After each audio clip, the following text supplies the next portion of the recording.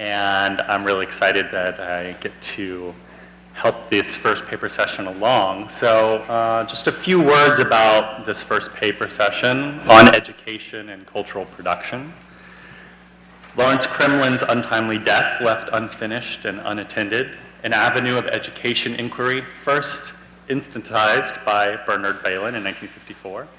So among the open questions, as both McClintock and Varenne have argued, is the relation of educative activity to cultural production.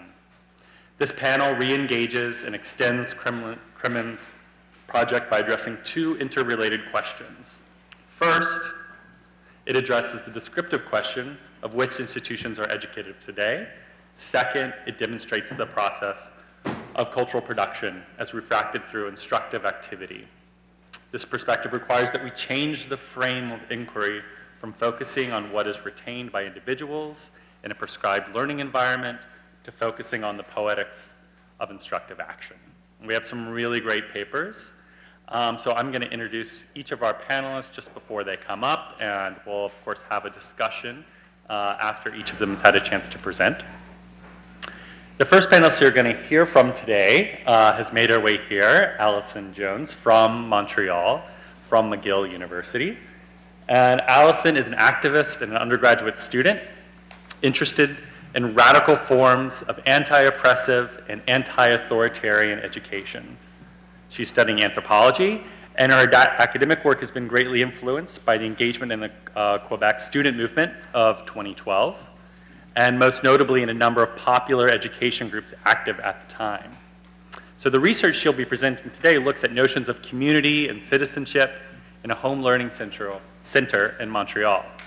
She was introduced to homeschooling communities in Montreal through her friend Owen, who is 4, and his mother Kat, who experimented with homeschooling while in the process of finding an education approach that met their family's needs and values. Allison is currently working on an undergraduate thesis focusing on anarchistic free school projects in Canada and is struggling with the tensions of simultaneously participating in a formalized university setting herself. So Allison, I'll invite you up. And so I'm not going to read my paper. I'm going to speak about the topic, and I'm going to read some things from my paper, which I think is kind of in line with what I'm talking about. So, as Bruce said, I became interested in homeschooling through some friends of mine who were homeschooling. And in talking to them about their homeschooling process, Owen, who was 4, was very excited because he was telling me homeschooling is great because I get to go hang out at the homeschooling center and be with all my friends there. And I don't have to just be with mom all the time at home like I did when I was little. And I thought this was so fascinating because I had always thought of homeschooling as a much more isolated thing. And I was very curious about what a homeschooling center was and what they did there. And so I'll briefly describe to you this because I imagine for many people it's a new phenomenon. So the center's website describes it as, quote, a nonprofit, non-religious, volunteer-run community center for home learning families, end quote. And the homeschooling center offers interest-based activities throughout the week and drop-in hours from Monday to Friday. It's open during the day. And families who are members pay a small fee, and then they participate in the decision-making process at the center and any activities that they want to. And parents who come to the center need to be there with their kids at all times, and kids they don't have to do any of the activities. The center's philosophy is very child-centered, like kids can decide what they want to participate in, when they want to participate in it, and in whatever way they would like to participate. And so, hearing about this center, I decided to go and check it out. So I went there, and then I began doing research on it for some projects for my courses. And I spent about 6 months very involved in the center. I was spending time there just hanging out, spending time with the kids and the parents. And I also began running some activities there. And then over time, I started to do some interviews with parents to get into a little bit more depth about their experiences with homeschooling. And while doing this, I started to focus on kind of 2 themes that I found were very interesting about the center. And one was in this place that's open Monday to Friday during the day where kids are doing activities and learning things, why isn't it a school, and what makes it different from a school? And the other thing that I was very curious about is the center, a lot of the parents talk about how it challenges social norms. It's challenging the way that our society expects children to learn.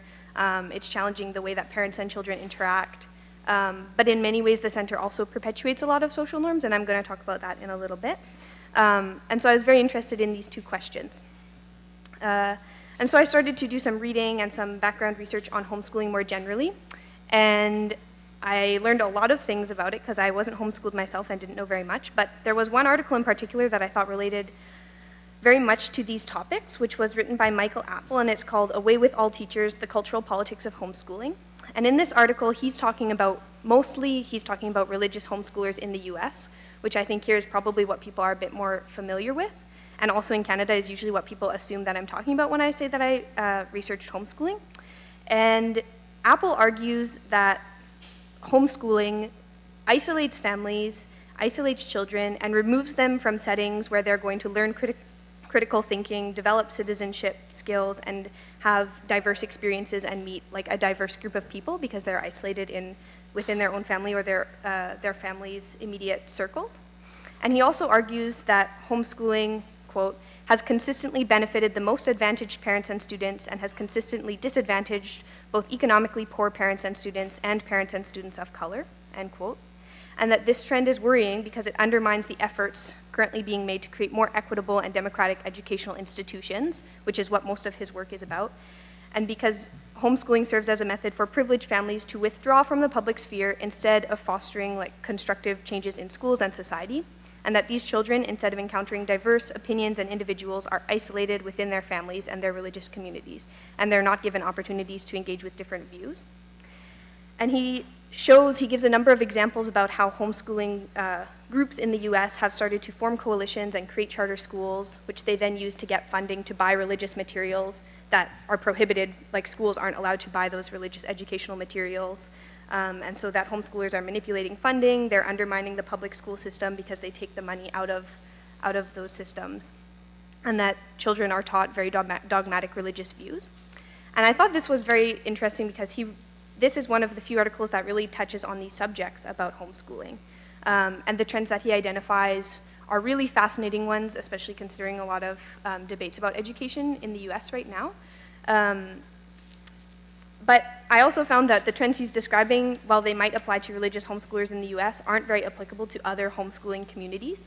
And so I wanted to look at how these same issues that he's talking about do or do not play out in this home learning center in Montreal, that the vast majority of the people there are not religious homeschoolers and are very focused on creating a sense of community for their children, despite the fact that they're being homeschooled. And also because of the context in which this home learning center is, in Quebec, most homeschoolers aren't registered with the government. They're not legally homeschooling, and they don't get any funding from the government. We don't have this voucher system type thing. We don't really have charter schools. And so there's also a really different context in how they're able to affect the public system and how the public system affects them. So the first thing to talk about, I guess, with this is one of Apple's main things, which is that these homeschooled children aren't learning critical thinking, aren't experiencing diversity, aren't getting citizenship education. And what I found at the center from my experience and from interviewing parents about their experiences there over time, for the 2 years that the center has existed, was that most of the parents who are involved in the center and most of the families, especially in the long term, are white, they're middle to upper class, they're not religious, the parents tend to be quite well educated, to have university degrees, and most of them are married heterosexual couples. And so in many ways, the demographics of the center do reflect, and they're also Anglophone, which in Montreal is, like, many more papers could be written about language dynamics of homeschooling, but Anglophone tends to be more privileged in Montreal. And so the demographics of the center indicate that it generally includes these more privileged families who have, if they wanted it, access to some of the better schools in the city as well, because of the neighborhoods that they live in and the language that they speak. Yet at the same time, many of the parents, when I interviewed them, told me that what they valued most about Community Day was the fact that their children were able to interact with a diverse variety of kids and get to know kids from different backgrounds, which was very interesting. And and many of the parents spoke to me about the fact that at the center, most of the parents believe in things like children's rights, women's rights, gay rights, all of these kind of things, yet their center wasn't particularly diverse in its population. And so I started to look at, well, what are they doing that perhaps is giving their children experiences learning about these things, if not necessarily from the group of people who is here. And they had a few activities, which, as I said before, aren't mandatory, so the kids may choose or not to interact with these. They had a history class, they had a social issues group that would meet and discuss different social issues. The center's meetings were often facilitated in such a way to, it's a bit hard to explain in a short amount of time, but facilitated in a way to value diverse perspectives. And they also did a lot of field trips to different places within the city, to different social organizations, and volunteering as well. And so this was one of the ways that the parents explained to me that children were getting diverse experiences. And also that there were many families that would come to the center, perhaps not for the long term, who were more diverse in their race, in their religion, in their financial means, but many of those families did not become involved in the long term. And so what I found was that perhaps some of Apple's arguments are true in that this is isolating these privileged families into this homeschooling center, but at the same time I thought they are making a lot of steps towards trying to create a different sense of community than their children, for those of them whose kids had attended school, than their kids had found in school, and for those who hadn't, than they expected they would. And there has been work on this topic about homeschooling in Canada before. There's a man named Bruce Arai who wrote about homeschooling and the redefinition of citizenship. And he argued that homeschoolers in Canada are not removing their kids from becoming citizens of the larger community, but instead are focusing on different parts of citizenship education than schools do. Instead of focusing on learning, for example, history or politics of Canada, which is what most of our public schools teach, homeschoolers are focusing on family values and participation in society by doing things like volunteering, participating in extracurricular activities, visiting different parts of the city, spending their days doing all types of varied activities. And additionally, a lot of the parents talked to me about how they found that schools often overgeneralize what is it to be a typical student or a normal student, and because they're doing this, they're unable to, well, this also, I guess, we had this morning, people were talking about this, but the schools are unable to cater to the needs of students who have special needs, who have health problems, who have different learning styles, or who are experiencing bullying, and that in the center they're able to address a lot of those issues much more directly because the child's entire family is involved in the process. Whenever a problem arises, the whole family is involved in the process of resolving the problem, and also because it's such a small community, everybody knows one another and is able to address issues much more directly, and and the center is able to adapt to the needs of the different children. When, for instance, different learning styles are much easier to facilitate when it's a group of 5 kids who are participating in activities. And this kind of leads me to the other question that I had posed at the beginning, which is what makes this center different from a school, considering that it's a bunch of kids spending the day together doing activities, is that the center does very much focus on each child's experience. And the kids often, when I would ask them why they like the center, would tell me, oh, it's so great, I'm so free here, I can do whatever I want. Nobody tells me what to do, my parents are here and they can ask me to do things, but that's not the point of this place. And the kids had very strong beliefs, many of them, about how positive this experience was for them compared to kids that they knew that go to school or compared to when they had been in school.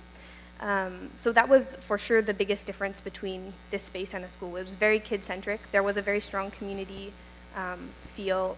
The kids described feeling very safe in the space all of the time, and for those who had gone to school, this was one of the things they most often contrasted from their experience in school. A lot of the children who were at the center had experienced bullying for different reasons, and this was also one of the main reasons many of them came to the center. But that was also a very interesting difference that they illuminated. And so, in all, I guess, my experience with this center was very fascinating for me because I found that this space is very unique in the way that it both challenges what a school is and what it means to be a place of learning in a very intentional way, and at the same time also focuses very much on what are seen in critiques like Apple's of religious homeschoolers or homeschoolers that are very isolationist.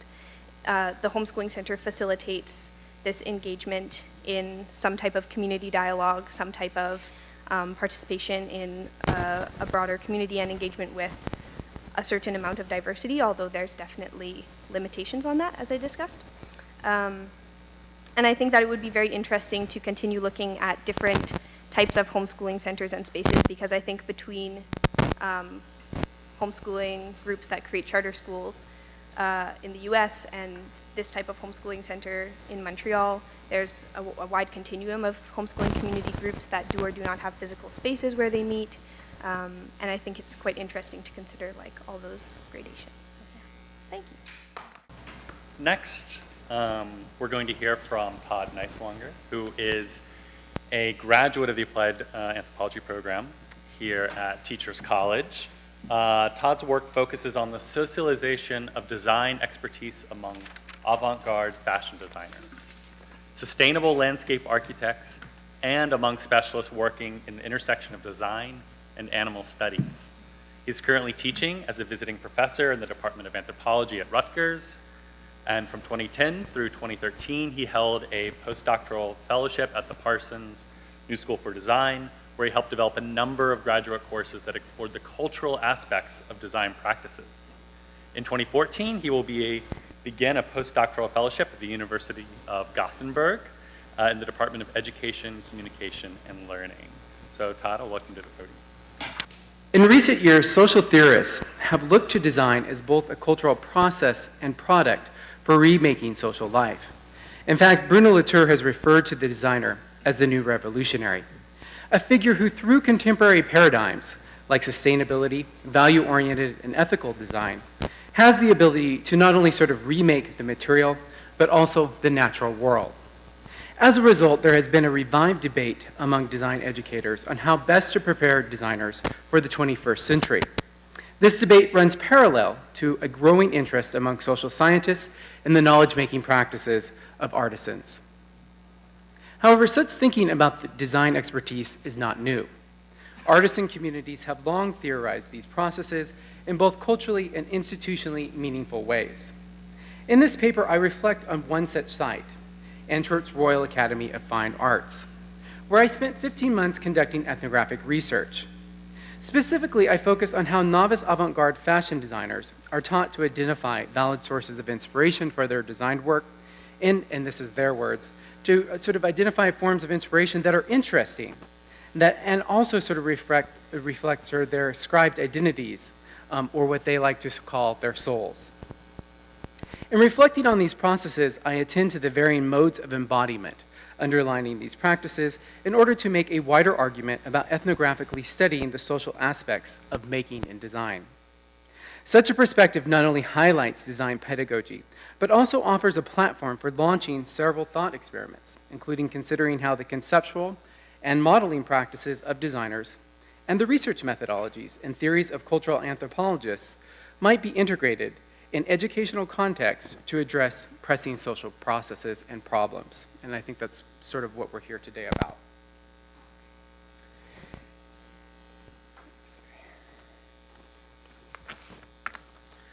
The curriculum and teaching philosophy at the Antwerp Academy emerged in the early 1980s as Antwerp's fashion industry gained international recognition for a technically inventive and intellectually stimulating aesthetic style. In the wake of this success, the Flemish government transformed Antwerp's vocational training program into a fully funded fashion design academy. This led to the hiring of a select group of local fashion designers who developed new classroom exercises and methods for visually evaluating and talking about design work. Many of these activities drew on the same aesthetic techniques that local artists and designers used to subvert mass market-oriented design styles and skill sets that had dominated their earlier training. These ideas highly influenced the Academy's teaching philosophy, and by the end of the 1980s, the majority of the student body was coming from all over the world, including Asia, North and South America, Australia, as well as Western and Eastern Europe. In this first part of my talk, I explore how the Antwerp Academy uses inspiration as a central motive for learning design. Consider the following scenario that illustrates how pedagogical distinctions are drawn between objects that are inspirational and those that are not. The instructor, Ms. Holba, began looking at 15 images and objects. and then asked Jarvis, the student, to explain how he went about sort of picking the items and what he found inspiring about them. Jarvis began by talking about a game board, which the instructor found very exciting. He talked about his own fascination with games and the excitement he had felt when he found it. Expressing her approval, Miss Kolba began uttering, "Beautiful, beautiful. This is very nice." However, sort of her enthusiasm quickly ended when she came across 3 photos depicting Marc Jacobs' military-inspired sportswear jackets, which had been extremely popular in 2001. Recognizing the jackets as the work of a famous fashion designer, the instructor immediately snatched them up, accusingly, and asked, "What is this? Why do you have other people's work in here? This won't help you create something new?" In a confused attempt to defend his selection, Jarvis began talking about the jacket's military theme and how he didn't plan on copying it, but thought that it would actually fit very nicely with the other images that he had collected. Clearly displeased, Ms. Kolba cut him off, saying, "This is not what we do here.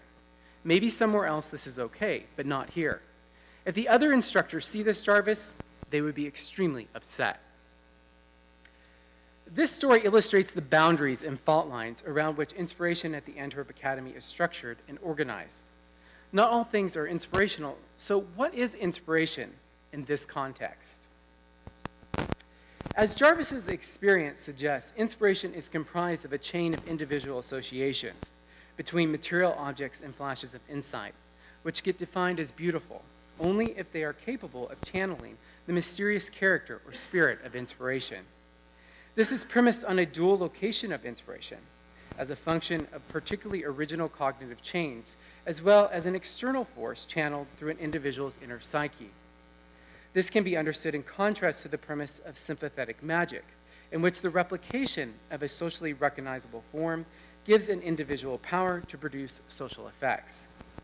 In this sense, one can think of design inspiration as a form of magic, which presumes that the originality and even apparent impenetrability of the form may lead, under the right conditions, to desired social effects.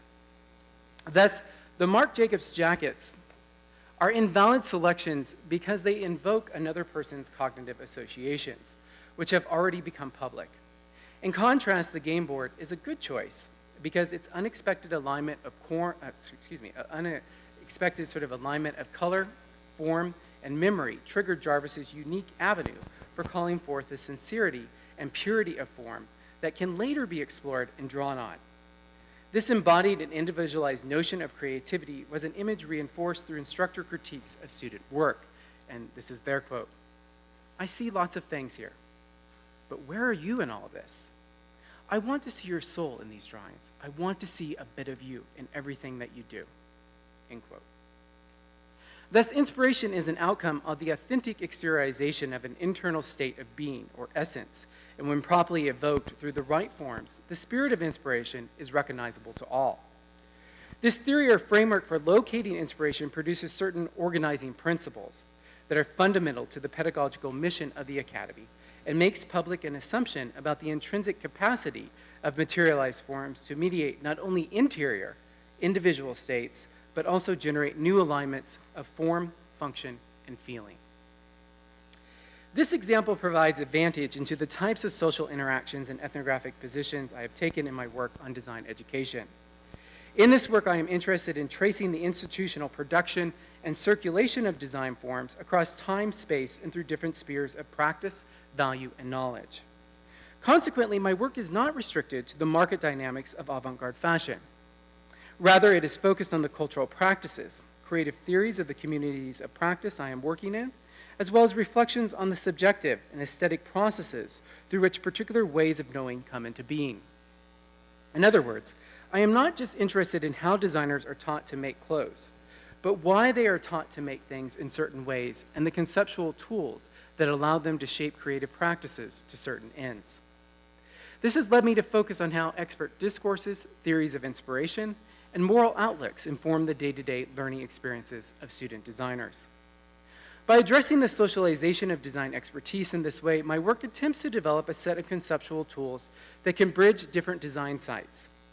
Through this framework, an analysis of the activities of trained fashion designers and sustainable architects working on international development projects can be taken as two subsets of a general range of cultural practices organized around and through the category of design. In this way, cross-cultural and institutional comparisons of design pedagogies promise not only to illuminate how cultural contexts shape design practices, but also how new forms of reflexivity in design might be generated and exchanged.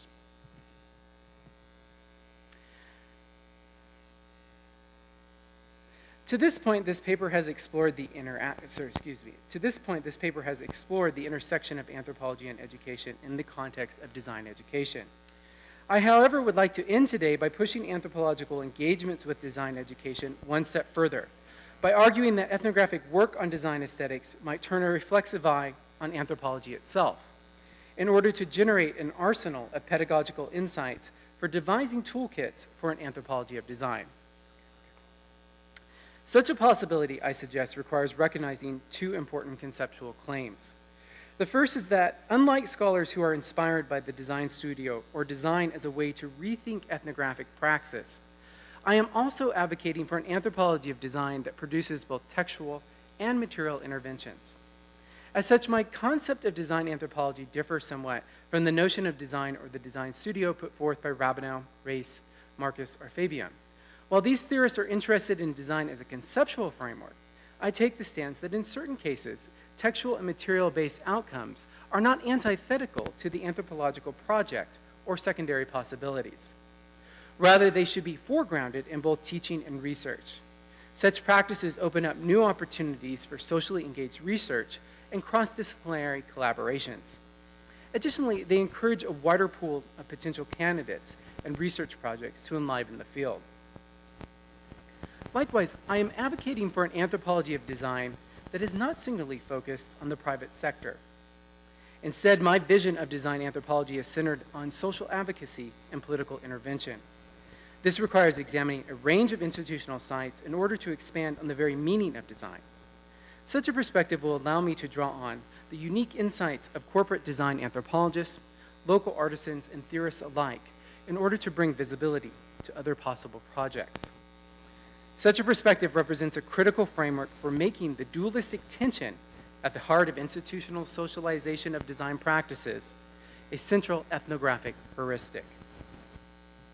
In summary, I have attempted to outline here today a framework for reimagining the kinds of engagements ethnographic and disciplinary work on design can offer the field of anthropology and education, including opening up new opportunities for comparatively studying the aesthetic practices of varying sites of cultural producers, whether scientific, humanistic, or vocational. Through such work, I contend schools of education can address basic human needs by focusing on both the relationships between material and spatial hierarchies of value and the social political implications of unevenly distributed technical expertise. Thank you. Okay, thanks again, Todd. Next, we have Michael Scroggins, who's been instrumental in today's event. And he is going to present a paper from the Wilderness to Design Thinking, Elective Affinities Along the Road Not Taken. Michael is a PhD student in the Anthropology and Education program here at Teachers College. Theoretically, he is interested in the productive elements of ignorance, bricolage, and the disinterested study of educational phenomena. Practically, he's interested in how middens serve as a resource for the production of new forms of social life. Currently, he's conducting research in and around Silicon Valley on DIY bio and citizen science in hacker spaces and other informal institutions. This means garages and kitchens for the most part. So I'm going to welcome Michael up here to the podium. I don't know, I guess if you're a very astute reader, you would notice that the title of my paper is vaguely Weberian. But I will issue this warning, it contains no actual Weber. Okay. The title of this conference is On the Future of Anthropology in Schools of Education.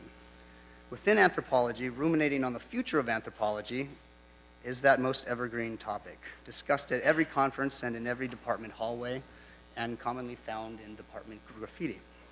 Taken pessimistically, anthropology is a discipline which has failed to develop a central paradigm thus leaving it unable to build durable or meaningful theories of human action and dooming it to somewhat to the margins of academia. Viewed optimistically, anthropology has always been post-paradigmatic. And I would argue that this is a feature, not a bug of anthropology, and a function of the primacy of experience within anthropological theory. As Tim Ingold recently wrote, anthropology is philosophy with the people in it. At the '54 Stanford Conference, Kroeber noted that most first-generation anthropologists came to anthropology from the tradition of natural history, in which experience, not reason, was the operative mode, and description, not explanation, the operative goal. The social sciences, in the form of psychology and sociology, Kroeber argued, were late additions to anthropology. And writing in 1954, they were very recent additions at that point, whose goals of developing stable and universal theory run somewhat counter to the earlier impulse. In a historian's take on anthropological history, Steve Shapin has noted that both Pitt Rivers and Boas began their careers in laboratories and only turned to field studies after running into the limits of knowledge produced within the laboratory. A limit not found in the laboratory's ability to produce stable, generalizing knowledge, but rather in the laboratory's inability to theorize the concrete process of experiencing in situ the perception of watercolor or visual stimuli, respectively. It is worth pausing to consider that the movement of Boas and Rivers from the laboratory to the field ran directly counter to the accelerating movement within 19th century science, which was from the field to the laboratory. If anthropology can be said to have a totemic animal, it would have to be the salmon, constantly swimming against the current. The second half of this conference is titled In Schools of Education. Contrast to the constant worry over the future of anthropology, there seems comparatively little worry about the future of the School of Education. It is possessed of a stable set of well-defined and well-funded problems revolving around the interest of the school and professional educators. Perhaps it was a historical accident that the initial anthropology and education conferences at Stanford in December 1950 and in 1954 were held in parallel with the Ford Foundation-sponsored initiative to re-examine the role of educative phenomena in the formation of distinctively American institutions. Whatever the relationship, the two sets of conferences explored a similar set of tensions concerning the relation of anthropology and history, respectively, within the expanding schools of education. In work flowing out of the Ford Foundation conferences, Bernard Bailyn, writing contra historian Paul Monroe of Teachers College, argued that the School of Education was responsible for two theoretical and methodological errors, which distorted the history written within their walls. First, the main, and quote, the main emphasis ultimately, and ultimately the main weakness of the history written by the educational missionaries derived directly from their professional interests. Secondly, by limiting education to formal instruction, they lost the capacity to see its full context and hence assess the variety and magnitude of the burdens it had borne and to judge its historical importance. In sum, Bailyn argued, for educational historians, the past was simply the present writ small. They did not, in other words, take seriously the reality of historical experience. The same tendency was noted at the initial meeting of anthropologists and educators at Stanford in December of 1950. A recurring topic at this meeting was how to engage with the school while resisting the gravitational pull of the professional educators' immediate concerns. Echoing Balyn's criticism of educational historians, it was noted by the anthropologists at the Stanford conference that schools of education tend to produce fields like educational psychology, educational sociology, and perhaps they would produce an educational anthropology. Education, it was agreed by the anthropologists at that conference, and argued particularly by Walter Goldschmidt, was not a social science. Attempts at making a social science out of education had taken the form of grafting ideas from other disciplines onto the concerns of professional educators at the expense of removing these new educational disciplines from the main line of development in the parent departments. The result of taking them off their broad philosophical and theoretical basis and placing them onto a very narrow interest. The danger of this tendency to an anthropology of education was powerfully voiced at the 1954 conference by Saul and Kimball. Kimball wrote in favor of the natural history method and contra an exclusive focus on the individual student, the individual classroom, or the individual school, taken up as an entity with stable boundaries. Likewise, reflecting on the work of Bailyn and Cremin in a 1976 retrospective on the historical conferences of the Ford Foundation, Storr wrote of the methodological dangers of taking up educational phenomena as a stable entity. Compare Kimball with Storr. Kimball in 54. The natural history method has as its goal the search for meaningful relationships between the components present in any given situation. It attempts to uncover the nature of equilibrium and the process of change. It may be contrasted with the other major research methods because of its emphasis on the natural ongoing process. Storr, of course one cannot observe education directly, except perhaps in oneself. The spark jumping from the teacher's mind into that of the student does not leave a track to be photographed. Ascertainable circumstances of the educative occurrence, and from the researcher can find, or the historian can find, ascertainable circumstances of this occurrence, and from his knowledge of the shifting settings in which learning takes place, he can draw inferences about education as a sequence of events. For both Storr and Kimball, education must be conceptualized as process, not product, occurring as often in the mundane details of ordinary life as in the classroom. The school and the classroom merit attention as one setting in which education takes place or fails to take place, but they are not to be privileged as the sole setting. Following on the heels of these twin conferences, in 1958, Margaret Mead wrote a short article for the Harvard Business Review contrasting two modes of education. Vertical transmission, that is the transfer of traditional knowledge between successive generations, and horizontal transmission, the transfer of knowledge without the teacher-pupil relationship. Hooked to the vertical transmission model, Mead argued, is a conception of the learner as child. The learner is placed in a position of inferiority by virtue of existing in disabling ignorance of something everybody knows. Knowledge here contains a well-defined moral element. Note she said that this is a necessary form of education.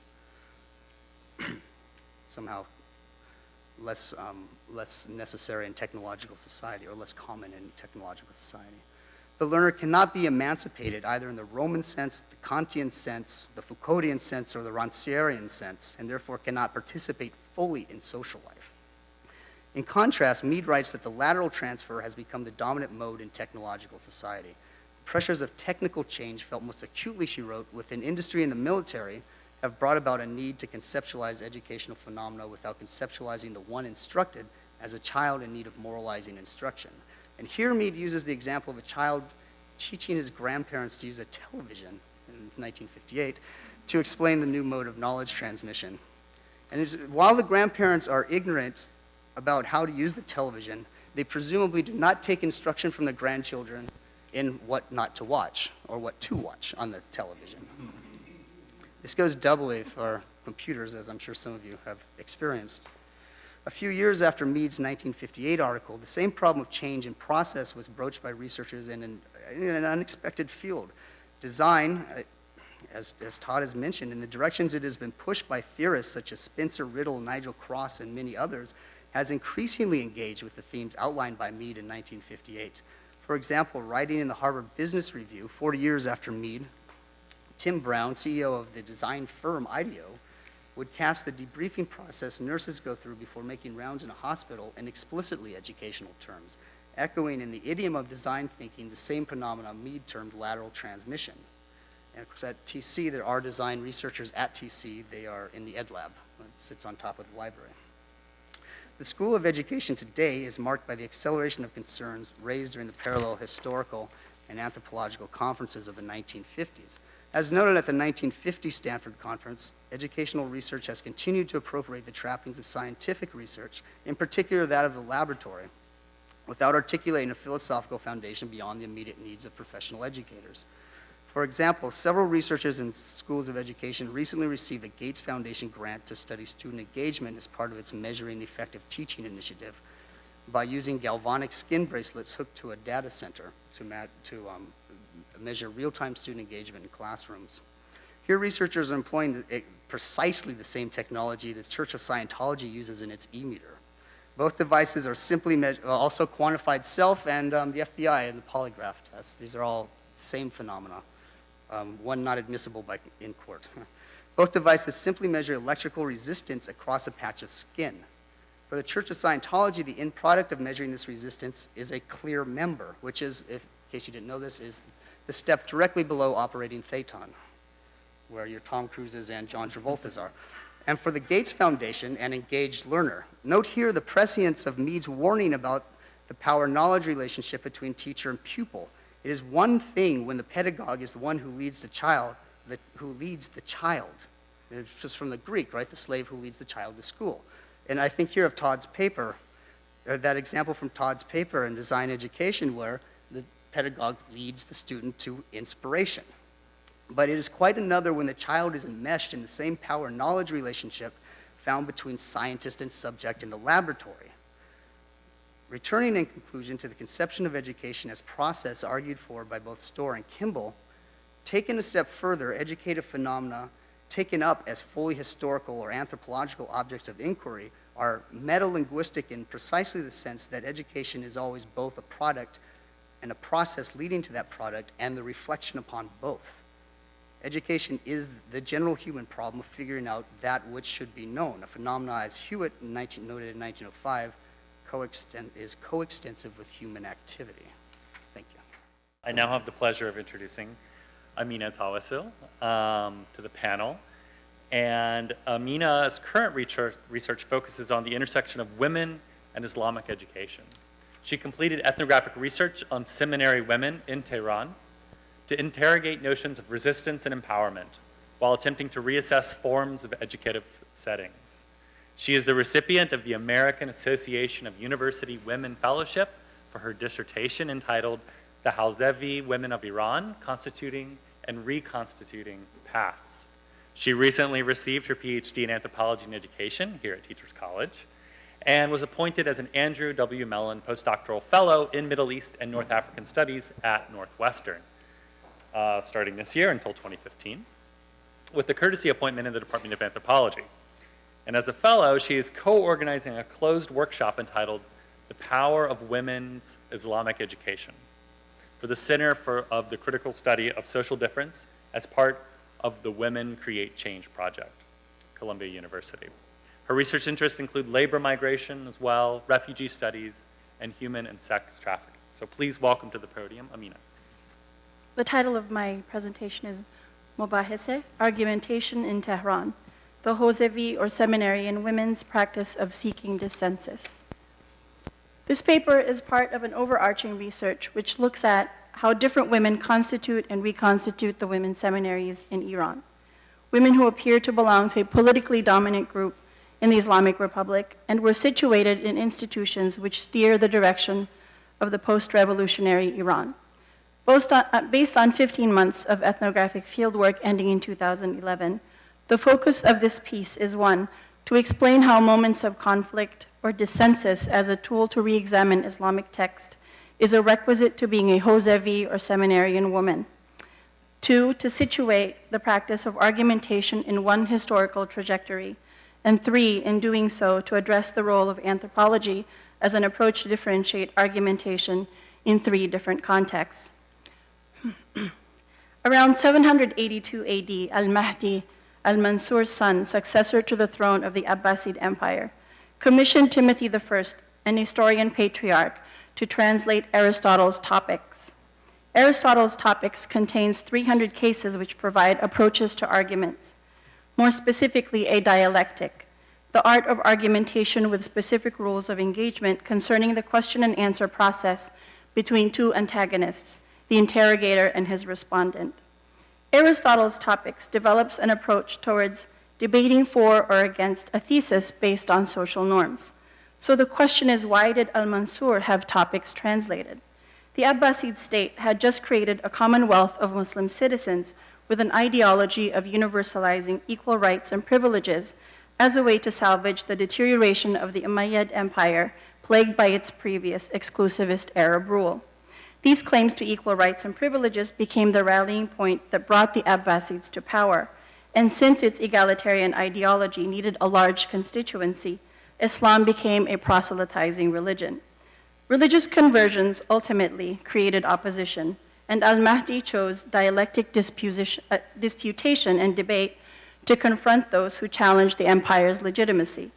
The introduction to the social attitude of disputation for coming to terms with religious and political dissonance would have far-reaching effects in the Muslim world, wherein the rise of Islamic law would become the dominant social expression of Islam as a religion. And for instance, when jurists established Islamic schools in the 10th century, it was to teach dialectic and jurisprudence. From 782 AD, let us forward to an Iran of 1975. Inside the men's Jose seminaries in the city of Qom, where Aristotle's guidelines on logic and debate found in topics were brought to life by way of argumentation in two forms of participation: a dialectic disputation called bahes between men students and men teachers, often high-ranking clerics during class, and two, argumentation called mubahese between groups of men students after class. Fisher in 1980, who conducted fieldwork in the men's seminaries in Qom in the mid-1970s, argues that the revolution in part was born out of the clerical oral debates practiced in the men's seminaries, which allowed students to deliberate critically and question the authority of the Shah. The title of his work aptly reflects this: Iran from Religious Dispute to Revolution. From 1979, let us now forward to an Iran of 2011, inside a women's seminary in South Tehran.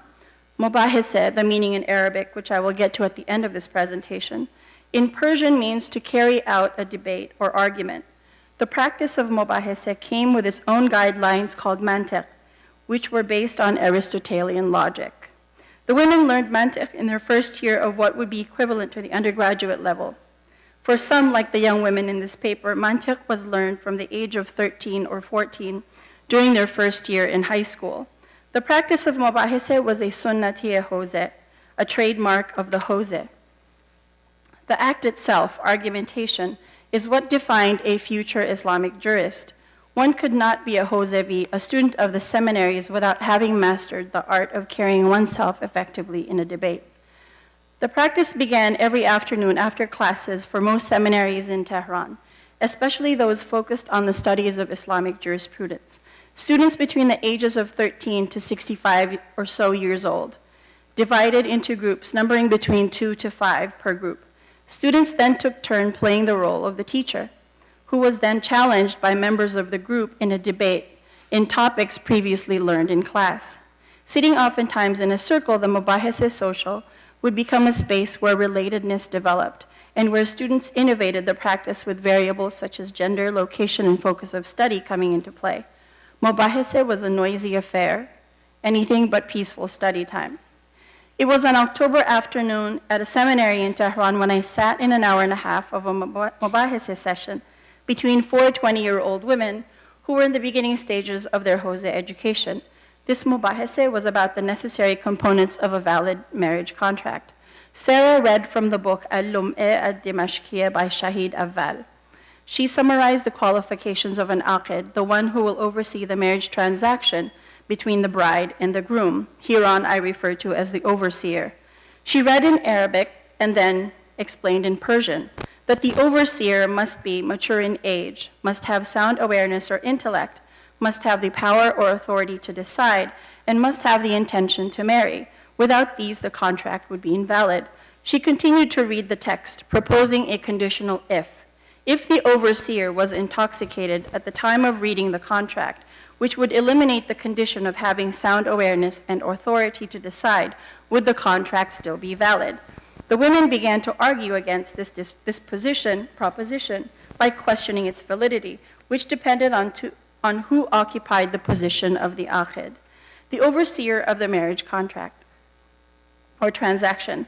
The criteria was such that in Shia Islamic jurisprudence, the bride is the one who makes the declaration of offering herself to the groom, and it is the groom who must pronounce the acceptance in the formula of the marriage contract. If a man was intoxicated during the reading of the marriage contract and in the aftermath declared his agreement, again, the contract was invalid. However, if a woman was intoxicated at the reading of the marriage contract, the contract would still be valid. Since the postulate did not specify whether the overseer was a man or a woman, Hamideh at this juncture opened the floor to the possibility that the overseer could be the bride. and in that case, the contract would be valid, since a woman's intoxication did not invalidate the contract. The question at hand was about the man as the overseer. Could a man hold the position of an overseer given that he was the one to accept the offer in marriage? How was it possible to be a recipient of an offer and be an overseer of the transaction itself, the implication of which would be that he had defaulted his rights to decline the offer? A debate began as to who could occupy the position of the overseer for the next hour, as either a third party, the bride, or one of the representatives of the bride or groom. They all talked at once and over each other, disagreeing about the definition of the overseer, rereading the text out loud with pauses, jokes, and laughter. Zainab insisted that the conditions for an overseer were for both men and women, regardless of who they were, which would make the argument against the proposition conditional. Fatima argued that the conditions only applied for the third party, like a cleric. Sarah, on the other hand, argued for an imaginary scenario based on social norms. For Sarah, it was not possible that the one accepting the offer, who was the groom, was also overseeing the marriage of the bride and himself. The assumption Sarah and Fatima made was that the bride verbalized the offer first. Thereby, the groom's right to respond would be foregone into his position as an overseer of the transaction. A consensus was not verbally reached until much later when they moved on to another topic.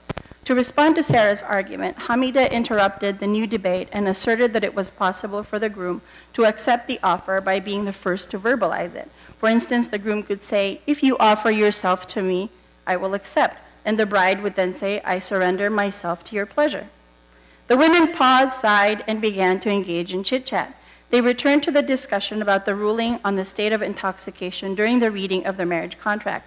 They concluded that even though the contract was technically considered valid, the contract was not acceptable because drinking alcohol in Shia Islamic jurisprudence was forbidden in the first place.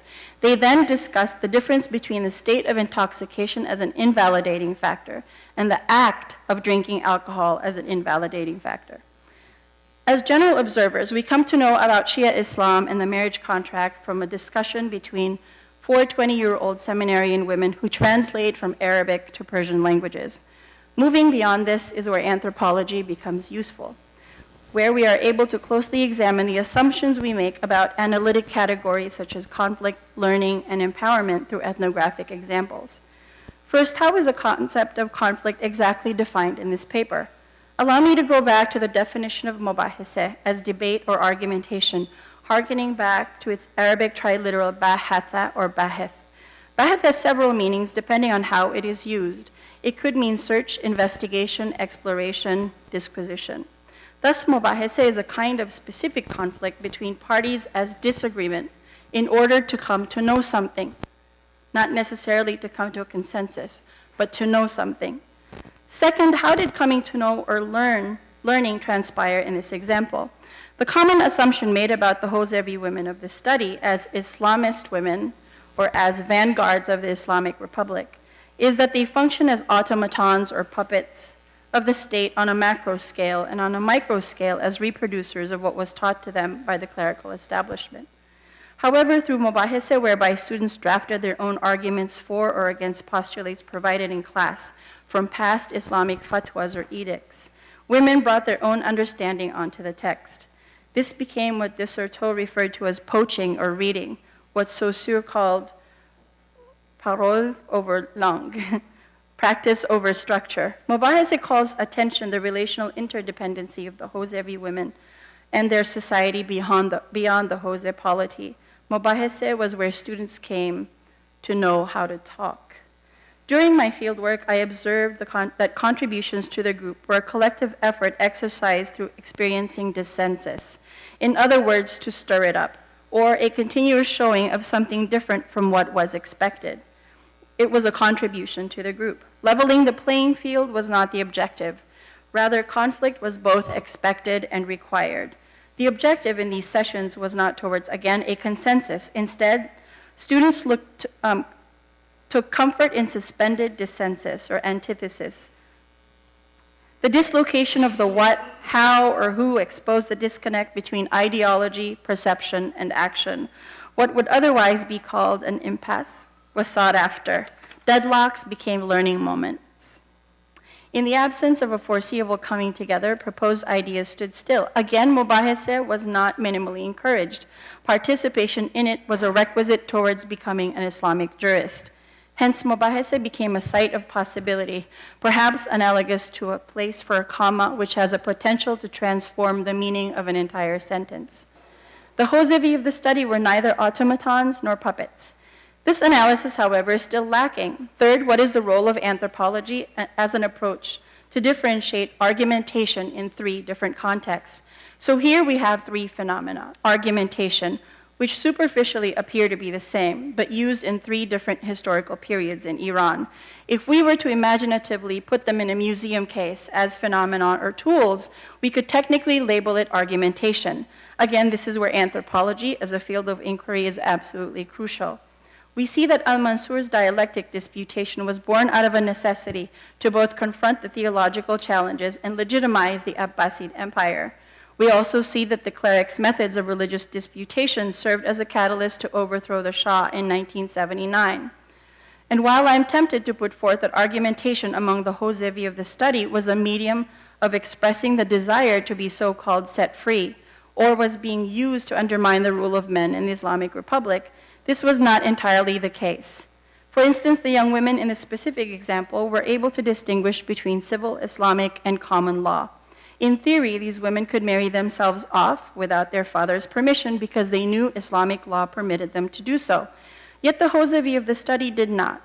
In order to become engaged in the mubahese as a Hosevi, as a seminarian, a Hosevi had to have earned her credibility by observing a set of continued forms of practices I refer to as the Hosevi ethics, which oftentimes limited her mobility. Furthermore, that women's mubahese was very much tied to the function of the state as facilitators of their education. While they had been kept at home before the revolution and excluded from participating in the public, the revolution paved the way for their access to the Hose Elmiye for women. Since the 1979 revolution, they have been given unprecedented access, unmatched in the history of Shia Islam, to Islamic knowledge and its methodologies, to become authorities of Islamic text, meaning having access to learn mubahese and gaining access to the mubahese space itself would not have been possible to the extent it is today before the revolution for women who were neither of the intellectual class nor who belonged to renowned religious families in Iran. Today, there's an average of 65,000 Hosevi women in Iran with an annual rejection rate of 10% of the applicants for the lack of infrastructure. For the Hosevi of this study, this was an education for maintaining and developing the Islamic Republic.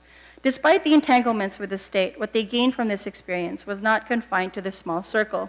In fact, it cannot be contained. Today, as they attempt to re-examine rulings applicable to time and place per Shia Islamic prescription, laws for women and families are changing. For instance, the women continue to conduct research on past interpretations of conditions of marriage, interpretations which had not yet common knowledge.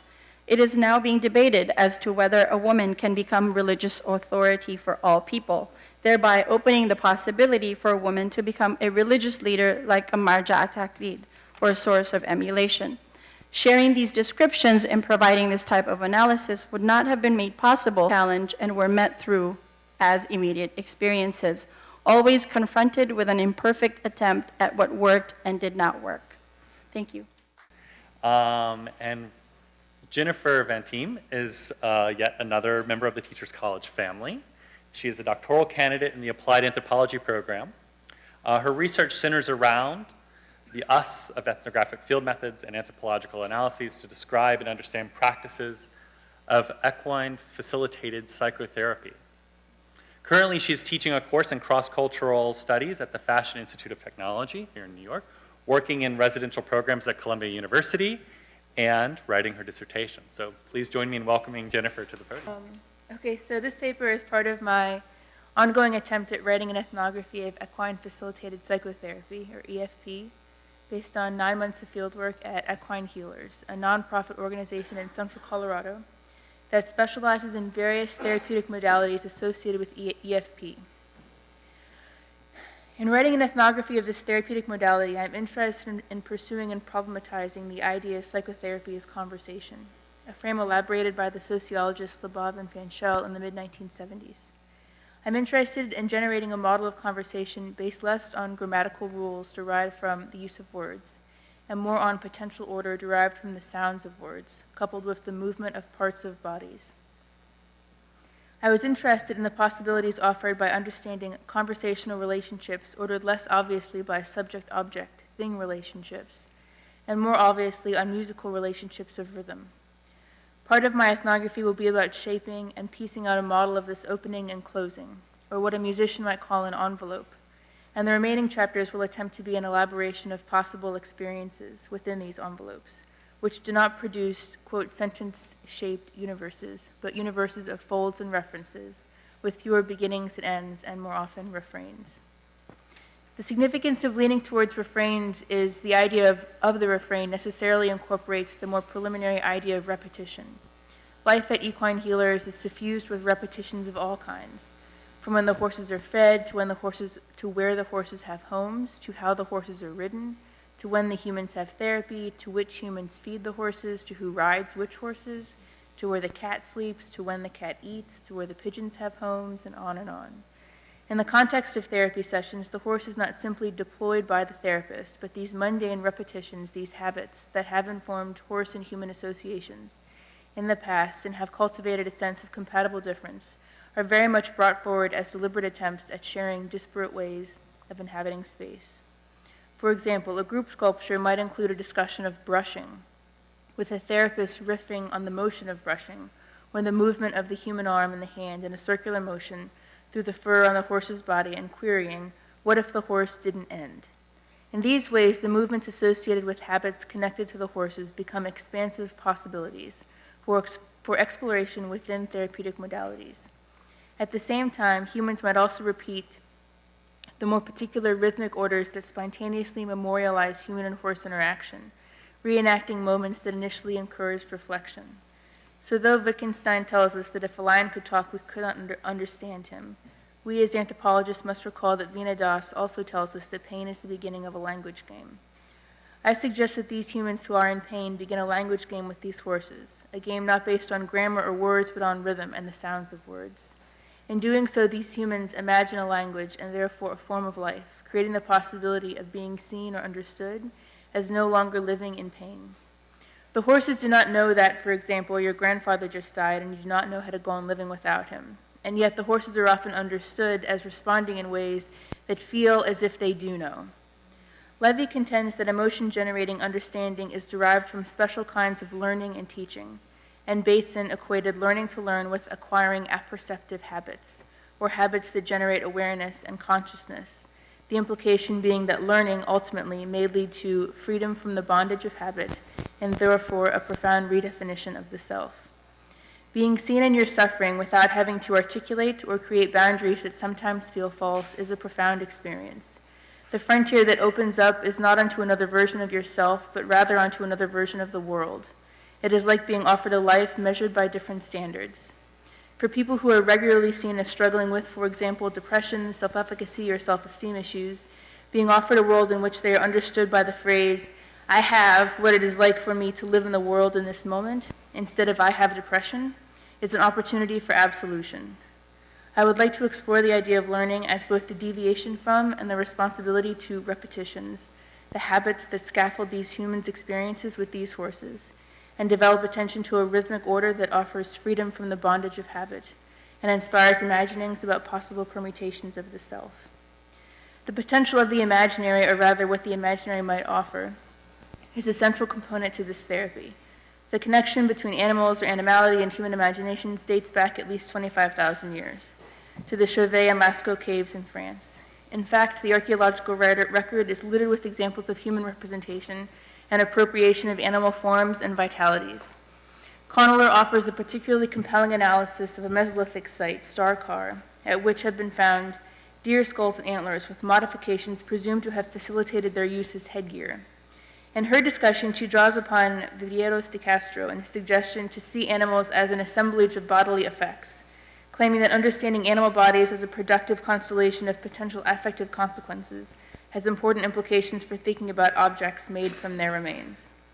Within this frame, the prosthesis, and it may be perceptual or mechanical, is what makes the self-extension possible. Moreover, in adopting or adapting a prosthesis, the person creates or is created by a self-identity that is no longer defined by the edict, I think, therefore I am. Rather, he or she is constituted in the relation, I can, therefore I am. This particular analysis only helps in the context of the interactions among humans and horses at equine healers insofar as it starts us thinking about prosthetics and what prosthetics do for humans in relationship to animals. Among the horses at equine healers, it is the breath, not the horse, that is the prosthetic, and this movement to I can is made possible through awareness and manipulation of one's own breath, an endeavor that is facilitated by rhythmic interactions with horses. So instead of asking questions of horses or of humans acting like horses, humans are encouraged to ask questions of their embodied relationships with horses. So within this frame, as we ask questions not of the horses but of our relationships with horses, the questions that we ask change. The question is no longer how can the subject perform this action, but rather how do certain events occur, and how might certain people tentatively help them to occur. Being among horses enlarges one's view of oneself, but is not necessarily a visual view, it is a felt view. One of the therapists, in attempting to take pictures and generate a record of a therapeutic session, had trouble taking a picture that captured the essence of this fold between the humans and horses. And her trouble speaks to the idea of fixing something and then paying attention to what gets fixed, constrained, and made possible in terms of understanding, or speaking back about what happens for the humans among the humans and the horses. This trouble becomes particularly visible when questions about efficacy and evaluation arise because, without fixing an element of the experience, it would be impossible to measure or evaluate the therapy. However, what traditional survey tools fix with the pre- and post-tests avoids or fails to capture what a therapist at equine healers fix. For example, in order to measure success through a Likert scale survey, people have to be encouraged to experience time in a way that makes it possible to answer questions like, when you face difficulties or feel tense, how often do you get more involved in activities at school? And then in the next breath, answer, when you face difficulties or feel tense, how often do you go shopping and buy things that you like? Though written in the same grammatical tense, the activities suggested must occur in different contexts of time. I can go shopping whenever I want to, but to get involved in activities at school, I must wait for those activities to occur. Moreover, for this question to make sense at all, I must imagine myself at some future point when I feel tense or face difficulties. And I must do all of this while I am either shopping, at school, facing difficulties, or feeling tense. I must do all of this while sitting in an office preparing for a therapy session. Also, the therapist must view the survey in terms of a long view, making sure that the surveys are connected to a particular person with pre- and post-tests that can be connected and compared. I would argue that these therapists and clients who participate together in equine-facilitated psychotherapies are involved in a kind of world-making and fixing time in ways particular to and partial to Likert scales disrupts and does not complement the worlds generated by these humans with these horses. The sentence-shaped universes that result from assessments like Likert scales are abandoned by these therapists when they ask their clients, what is it like for you right now? Or what is this like for you right now? What is it like to be you here? And it is in tracing through the phenomenological experience of the body, a practice that is heightened through deliberate attention to the movement of the breath in and out of the body, that the therapists do the work of the therapy. Clients begin to experience their lived body as an ecstatic, recessive being, engaged both in a leaping out and a falling back. Assessments based on Likert scales are simply not sensitive to human experiences in this way. It is like wearing glasses in order to sharpen your ability to hear. Another graduate student performed a battery of surveys at Equine Healers as part of her dissertation project. Each survey was inconclusive, with the exception of the surveys that she collected from parents and caregivers, which did show improvement in caregivers' perceptions of the client's somatic and interpersonal distress. It makes sense that a survey tool that measures how caregivers perceive clients is sensitive to the changes that this therapeutic modality generates. Again, if the question that is at stake in the context of equine-facilitated psychotherapies is not, does the person, when facing difficulties or feeling tense, go shopping, but does the person, when facing difficulties or feeling tense, acknowledge the feeling, and in so doing ask to be seen as living in a moment of difficulty or tension by the people around them. Again, within this frame and asking questions not of the horses, but of our relationships with horses, the questions that we ask ourselves change. The question is no longer, how can the subject perform this action, but rather how do certain events occur, and how might certain people tentatively help them to occur. Thank you. So I really appreciated Michael's suggestion that our totem should be the salmon, and it made me think that we should have printed salmon t-shirts for the conference. I want to offer some comments just to stimulate further discussion, and I'm going to offer a few brief comments on each paper and then a couple of umbrella comments across the papers. So with Allison's paper, I was very much interested in her posing of this question, how homeschooling impacts notions of citizenship and community. And I think it would depend very much, of course, on how citizenship and community are defined. She talks about how, among the participants in her study, citizenship is more defined as family values, engagement with the city, a certain kind of social engagement that's quite distinct from how that might otherwise be defined.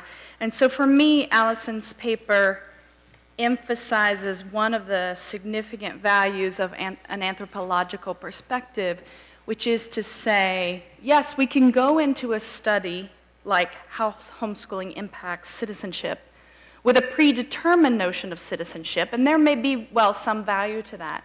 But simultaneously, we have to force ourselves to pay attention to how the participants are defining those quote-unquote dependent variables or those outcomes or whatever, however it is we're defining them, because that process of meaning-making will influence whatever relationship we think we find. And I think that's one of the values, one of the contributions Allison gives us here. For Todd's paper, I was really interested in many of the elements here. I was interested in his discussion of inspiration as soul in the process of design. I was interested especially in his discussion about the mobility of pedagogical activities and forms of socialization. I was interested in pedagogy as a form of socialization and how that's a really interesting echo and contrast to how we normally think about pedagogy.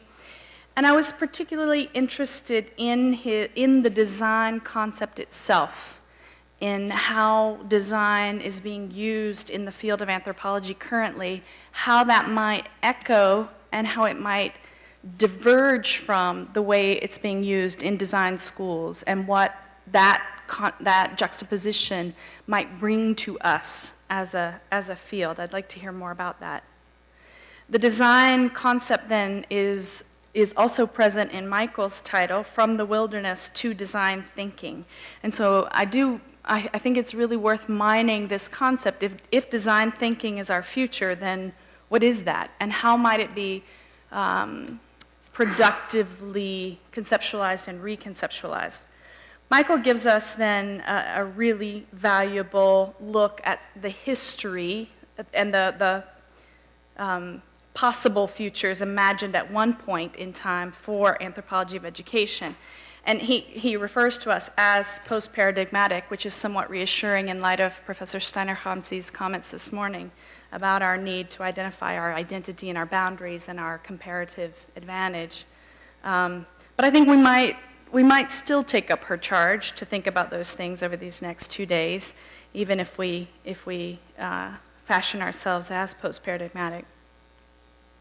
He also then references at key moments in the history some key words that I think it's valuable for us to continue to work on conceptualizing. So he mentions Kroeber's comment about anthropology as a field in which experience, not reason, was the operative mode, and description, not explanation, the operative goal. And what do we mean by experience here? What is the role of experience as a goal or a mode? And what is the relationship between description and explanation for our field? There's also then later a discussion, actually in reference to historians, a historian critiquing education scholars as having lost their capacity to see education's full context. And context, of course, is our hallmark. And so what is a full context? What does that mean? And do we achieve that in our contemporary work? I think there's also,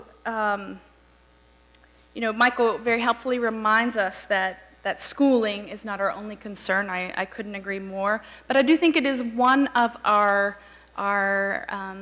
branches as a field. And I think in thinking through our work with education concerns like leadership or pedagogy or other things, we really need to be very careful, to be respectful in that engagement.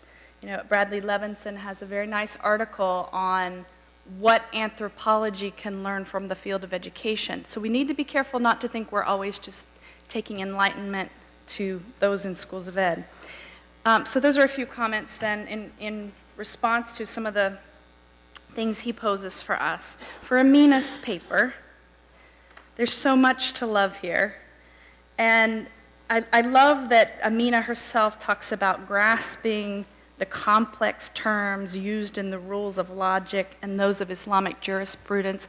I love thinking about linguistically and cognitively what it took to do this fieldwork. I think it's an amazing example of how incredibly rigorous and complex ethnographic research is. I find then one thought that came to me in listening to her present the paper and in reading it earlier was an alignment in some ways with what Ed Gordon said to us this morning about how the content of the debate or the content of the discussion might itself be a factor in capacity to learn, but also, as Stanton Wortham reminds us, in identity formation and, as others have pointed out, in social interaction. So the curriculum itself as actor, I think, is one thing we can take from her work. I also really appreciated her emphasis on the goal of dissensus, on dissensus being an opportunity for learning. And I also really appreciated how she put off any easy conclusions about education and empowerment in this work, how she stalled those, what some might move immediately to conclude with her paper. So finally, I want to address Jen's paper here. I also enjoyed all of these papers. And the things that struck me about Jen's paper was her discussion of rhythm. And I wondered for Jen whether rhythm was a metaphor, a concept, or both, and what it might mean then for us to think about rhythm as a concept in the field. I was really struck by Jen's discussion, her statement. She says, "I would like to explore the idea of learning as both deviation from and responsibility to the repetitions, the habits that scaffold these humans' experiences with these horses and develop an attention to the rhythmic order." And so I was interested in that goal of ethnography. Ethnography as understanding ethnography as documenting learning, and contrasting that in the way that she does in this paper to ethnography as whose goal is understanding. So learning versus understanding, which then leads to, I think, to her third point in the paper, which is her juxtaposition of ethnography and assessment. The title is Weighing a Horse with a Likert Scale. So assessment necessarily requires this sort of a priori identification of what we think the outcomes will be versus a goal, the goal or one goal of understanding and an emphasis on experience and process. And she really emphasizes for us then how the therapists, how different therapists might take up these different purposes. The purpose of assessment so that you demonstrate the impact of the intervention versus a more experiential and processual look at the therapy. And so when I think overall about the papers, there are a couple of things that come to mind. One is there are really interesting methods questions posed for us here, methodological and epistemological questions, like assessment versus ethnography. The papers also identify for us original audiences for our work, like design institutes, psychotherapy. I'm struck too in the papers by the borrowing of concepts and or metaphors like rhythm, like design, and like citizenship, and the way we might use those most productively. I find it striking that the papers are so distinct, and yet there's a great value in not precisely comparing across them, but developing insights, theoretical insights from one that you then think about in relation to another. So to take one example, all of the papers really deal with pedagogy in some ways. The pedagogy of the Antwerp Academy, of the Women's Seminary, which Amina gives us a mere 1,300 years of history to put that in context, how that pedagogy changed over time, of charter schools in Montreal, of equine facilitated psychotherapy, of the field of anthropology of education itself. And we might then put that in conversation with Todd's comment about pedagogy as a form of socialization. And of course, design itself, design as a concept that we could look at across these papers. And so when I think about the papers as a whole, it reminds me of Amina's comment that about the purpose of dissensus, that the goal is coming to know something in these moments of dissensus, and that deadlocks can be learning moments, and that we need to really value these moments of tension, which makes me think that ultimately I would rather wear one of those salmon t-shirts than a galvanic skin bracelet. Thank you very much. Okay, well, I'll give a little bit of background, and then I'll address that question, I guess. But I think in the States, every state has different laws, and in Canada, it's the same thing. Every province has different laws. In Quebec, how it's, in theory, how it works is that if a parent wants to homeschool, they go to the school with which their child was registered or is supposed to be registered, and the parent has a discussion with the principal, and they are supposed to come to some type of agreement of how the homeschooling will occur. And this is like the legal route of homeschooling. So they make a official document that says like, my child will come in and do an assessment every year or whatever. But the practicality of it is that most parents in Quebec that homeschool haven't registered their kids with a school board, because the school boards and the schools tend to have really negative attitudes towards homeschooling, and to either create really strict assessment regulations for the children, which most of the parents don't want, or refuse to let them register to homeschool. So most of the parents have decided not to register their kids, and if their kids have never been in school, that's fairly easy. They just never go to the school board and tell them that they have school-age children. But if their kids have been in school, then it often requires like skirting around by saying, oh, my kid's switching schools to a different district, and then that's how they get rid of that one school district, and then they never approach another one. And I think that I think a lot of the parents, some of them have had really negative experiences with the school boards, and some of them have heard about this and therefore just never engaged with the school boards, which is, I think, why a lot of them have not approached a school board, is that there is this like kind of mythic quality of like how bad the school boards have been for some families. And some families that I talked to had really negative experiences of their neighbors, for instance, calling social services and being like, my neighbor's children are always here at home during the day, they should be in school, and then social services comes, and most of the parents I talked to had like fairly straightforward conversations with social services about why their children weren't in school, and like social services left and were okay with it. But for some people, another interesting thing was that most of the people that had really big problems with social services were single moms, because often their ex-partners would report like, I want my kids to be going to school, and my ex-wife refused to send them.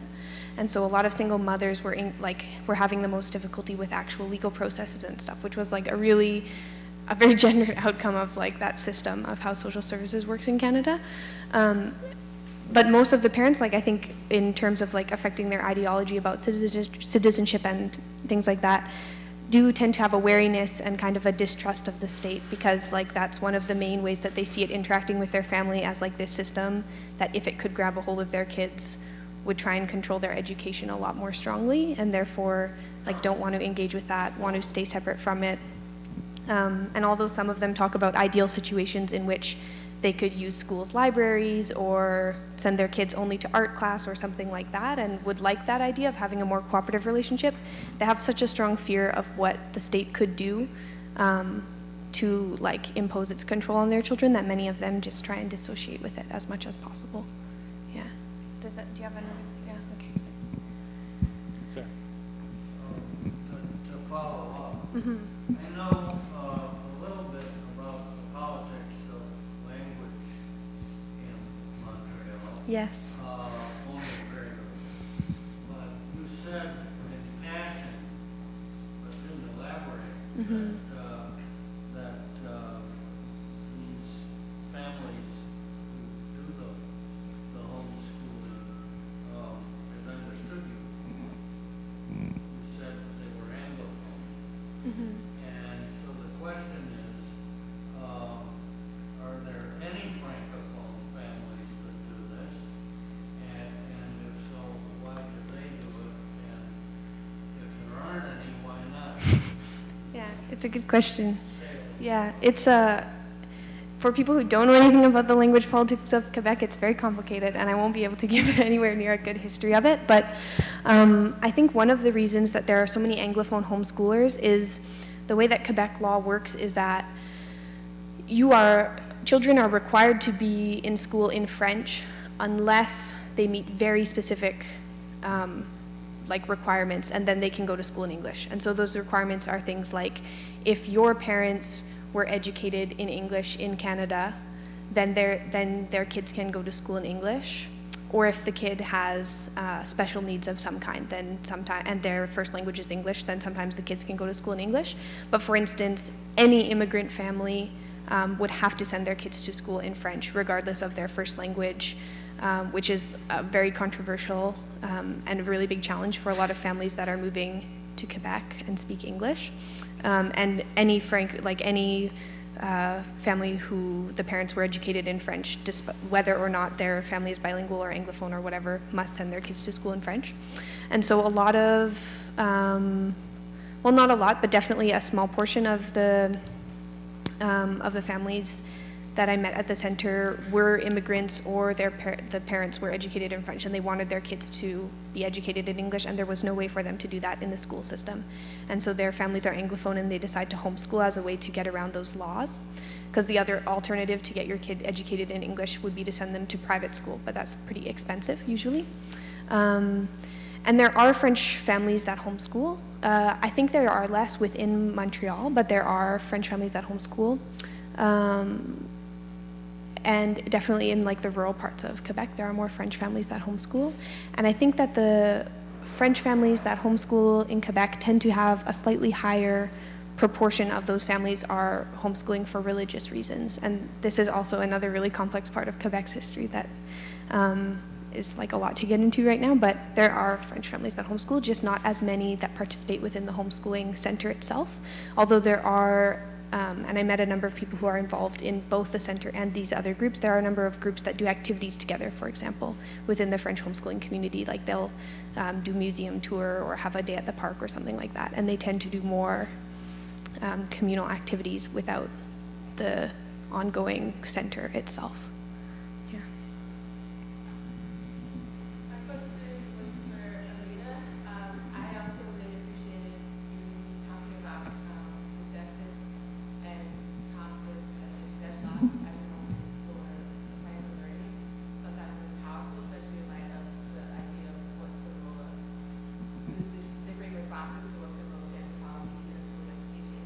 But I was wondering if you could say more about, I thought it was a really interesting paradox that kind of arose, because you went through talking about the very ordered way in which the census occurs. So there seems to be a consensus around how to have the census. And so I was wondering if you could talk a little bit more about that.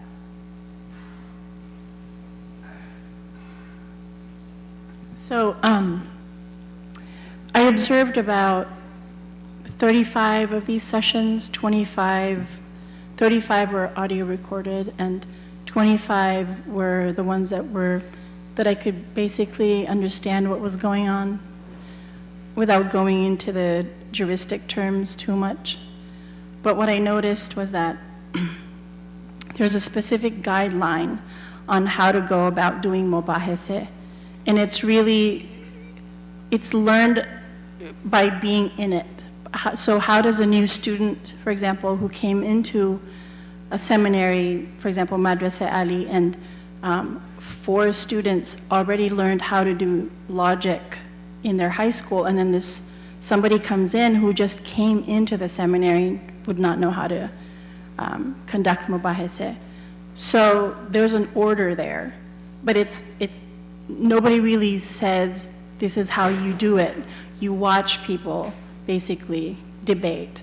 But there's also something that's understood between them, that there's like a process. So you learn in the classroom, or there's actually a debate that takes place in the classroom between the teacher and the students.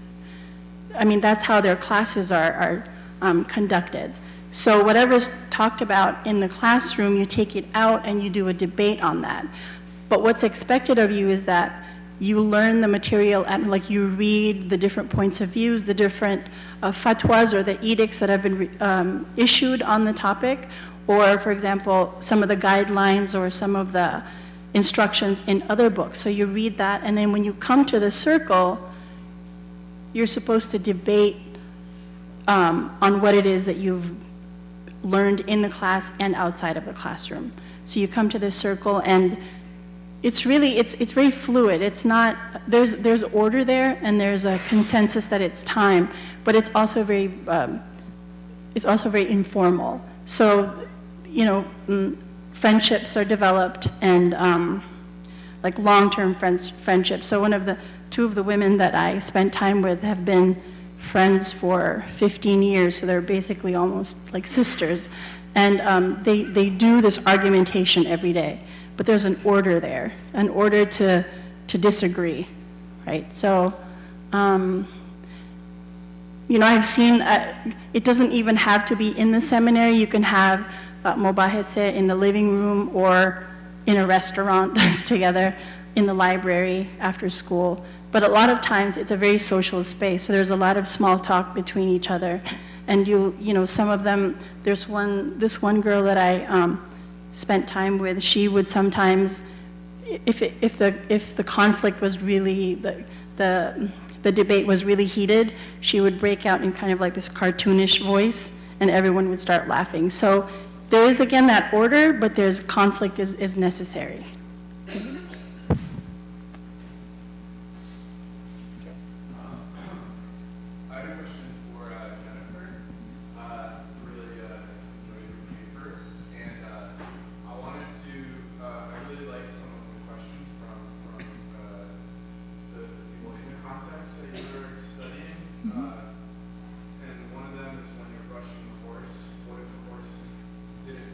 Yeah. And so I was wondering if you could talk about, if you thought about how a question like that in that context, or other things that you saw in that context, could be brought into the question of what is the present and future of anthropology.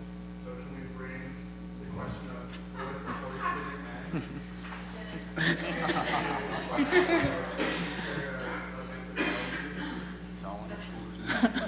So your question. Is the question they ask is what if the horse doesn't end? So let me describe what that looked like, and then I'll try to figure out what an answer to your next question might be, which sounds like, why are we not on Mars instead of Earth? Let's see. Okay, so they're sitting there in a group, right? And the horses are nowhere in sight. The horses are around, but they're not near them. And there are 3 of them. And the woman that's talking, the woman that says that, is a dancer, and she starts moving. So she's using her hand and she's doing this motion, right? And then she literally sort of like arcs in like that and then swirls around, pretending as if she's brushing a horse, and then the horse doesn't end, and then she twirls, right? And then continues talking with the other people in the group as if they'd just been standing there. it's this beautiful moment. They do all kinds of wonderful things like that. These tiny things that that are able to live outside of their context, right? Like, I didn't have to describe that to you, and you still recognized that it was like quite a lovely thing to say, right? About being around a horse or being around people. And for me, I guess that's part of the marvelousness of anthropology, right? Is that you can take these moments, right, that for you are magnificent on some level, right? And they can then also be magnificent for other people. That they live outside of their context. They live outside of Papua New Guinea. They live outside of Madagascar, outside of wherever, right? And they can live for you here in Teachers College, and they can mean something to you, and help us ask questions about, can we please not give Likert scale surveys after, right? Yeah, so for me, that's why anthropology is always necessary. Yeah. Does that answer your question? I'll say something. Okay.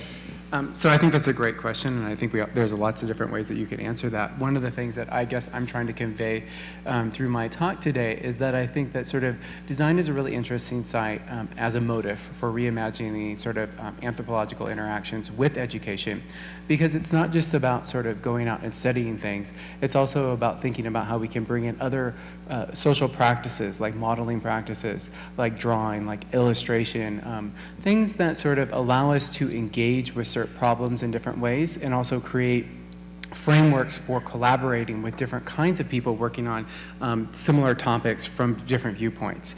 And so one of the things that is sort of being talked about in the field of anthropology is, how do you do this to the field of anthropology? So I was suggesting, how do you do this within sort of the field of anthropology and education? This is also something that design educators themselves are extremely, extremely interested in. And so one of the courses that I worked with at Parsons for 3 years was called Design for the 21st Century. And it was taught by 5 professors, and I was one of them. And I actually didn't design the class. I was the only social scientist. But what we did is we brought all these graduate students that were in these different disciplinary areas within design together, and we began to talk about sort of the ethics and also sort of philosophy and sociology of design. And the whole idea was that these designers for the 21st century need to have a much more critical understanding of the making process. And that they don't need to just make things, they need to be able to sort of write about these things. And I thought that was really interesting, because the class was both sort of successful and very sort of unsuccessful. About halfway through the semester, we hit a wall. And I think part of it was because we were asking them constantly to sort of reflect on the things that we were giving them through writing, and not through sort of other practices that were more sort of, that spoke to the different modes of knowledge that they were doing. So how do we create those types of bridges and practices? And that's something that I myself, being trained here at Teachers College, constantly am learning. And so one of the things that I did this summer was I became a student in a 10-day intensive workshop. And I had to make things, and it was so scary. And one of the things that sort of when you go through the crits, where basically all the senior designers and all the students walk from different projects to different projects, and they critique your work or whatever, my project was about sort of journaling, and it's something that I learned here at Teachers College, that you should never stop journaling, that it is actually something that requires continual practice, and if you're going to be an anthropologist, it's something you should sort of continue. So I've been journaling for many, many years, and they said, well, do you draw in your journals? And I was like, that's such a fascinating question, because I don't ever hardly draw in my journals, but I write about people that create and draw all the time.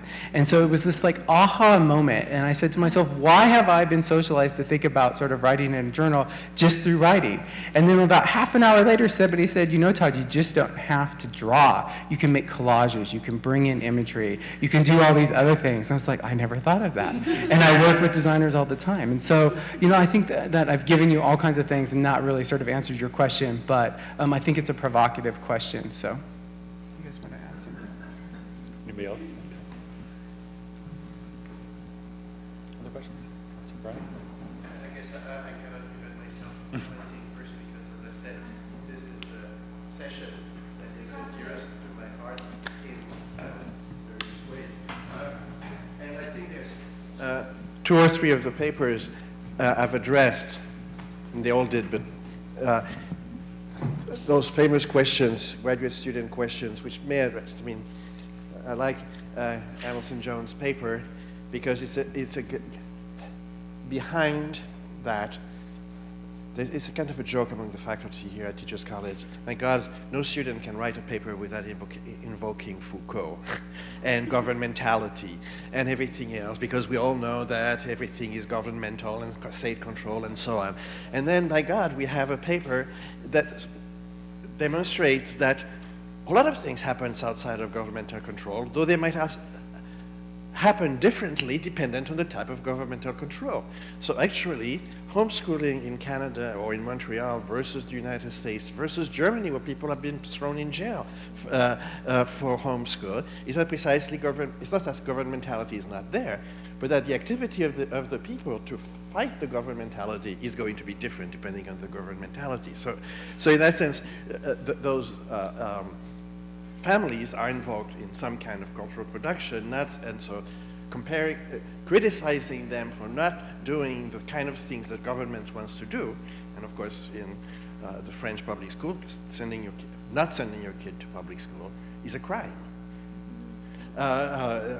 Because the French government was then fighting rural farmers in 1895 that did not want to send their sons to school. The girls, okay, but the sons, no, they need to work in the farm. That's where they're going to learn what they need to learn. And the French government saying, no, you can't do that. So it's not French culture versus a French government versus there's an ongoing production of new forms so that schools appear at some point in the history of the Western world. And now, perhaps, they are being really challenged from below or from around or whatever. The same thing, I mean, Amina knows that I've always liked her dissertation because in a sense it is always at that contrast between what you could classify as Iranian, so 1,300 years of history and so on and so forth. So your comments about consensus, dissensus is that of course you could analyze the whole thing as just, well, that's the way the Iranians are. They pretend to have dissensus when in fact there is an underlying consensus which they learned earlier in their socialization and so on and so forth. But then on the other hand, I hope you all noticed that women seminaries appear after the revolution. So there was a revolution which implies an uncertainty as how to be Iranians and so on and so forth. And so I sort of would encourage you, of course, this is being my spiel, to look at this not simply as there is a culture and here it's playing out, but there are historical conditions and here's what people are doing with them. And I think the same way with horses. But We got time for one or two more questions if anyone has. Daniel?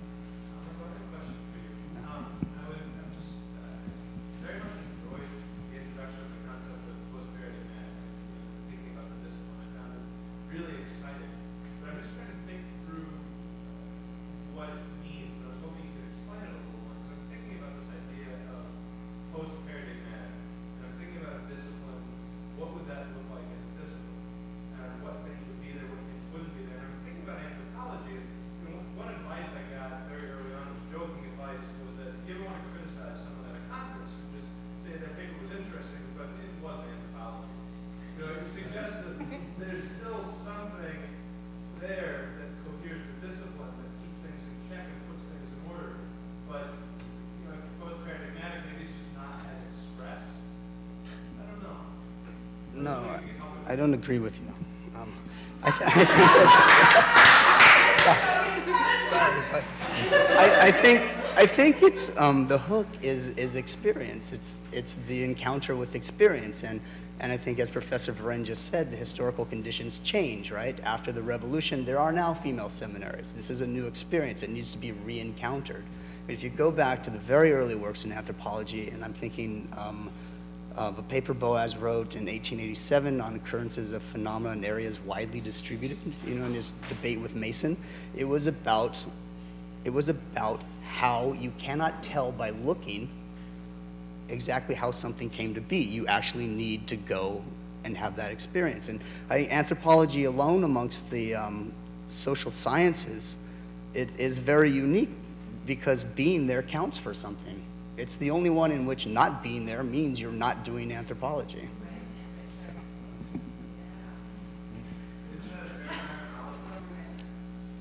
So. Okay, so going back to the first question, can you repeat it? Because the second question was long.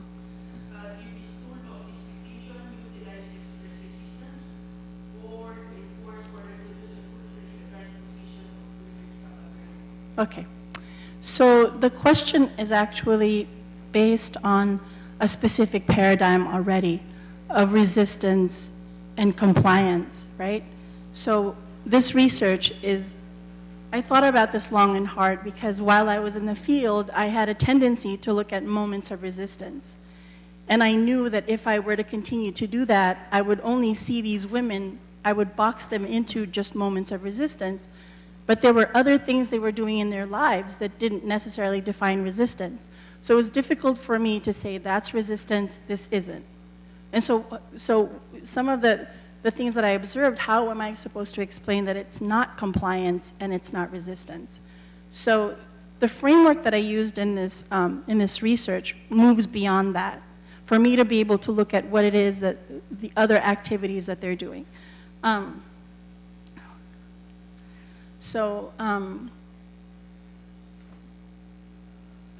Resistance and compliance, I think, I moved beyond using those as static categories where they're already assumed to be taking place in their activities. So one example I could give would be this girl who came from a small town and through her Islamic education was able to move from a small town to Tehran by herself. So that you could say, if you were looking at compliance and resistance, oh, she's resisting because before the revolution, this wasn't possible for her. But here she is, but what does she want to do with her education? What she wants to do is change the Iranian laws that are not Islamic and make them more Islamic. She wants to be able to basically advocate for judges to be Islamic jurists rather than just judges, okay? So if I were to interpret that as compliance, then I would say, okay, she's just supporting the system. But I want to move beyond that because it says a lot to say that she, at 18 or 16, she was able to go by herself to Tehran and set a life for herself. And she's, going through these challenges. And that's not to discount the fact that she wants to maintain the Islamic Republic, just like the other women in this study. So you could say that that is actually reinforcing the state or governmentality, but then that removes what it is that they're doing with their lives, right? So I moved beyond that and looked at the more like micro activities that they do and the meaning that they put in there. Because it's really important for me to assign meaning to their actions the way that they see themselves, and then step back and say, okay, this is what I'm seeing, and take that into consideration. Otherwise, then I would just say, oh, they're puppets. Oh yeah, they have this education, but they're just puppets. But then what does that explain about human behavior, right? Why did I do ethnographic field work in the first place if I came out the same from the way I came in? So I needed to put meaning into that, and it's really important that I took that into consideration. So we'll finish there for today. Please join me in thanking our panelists here.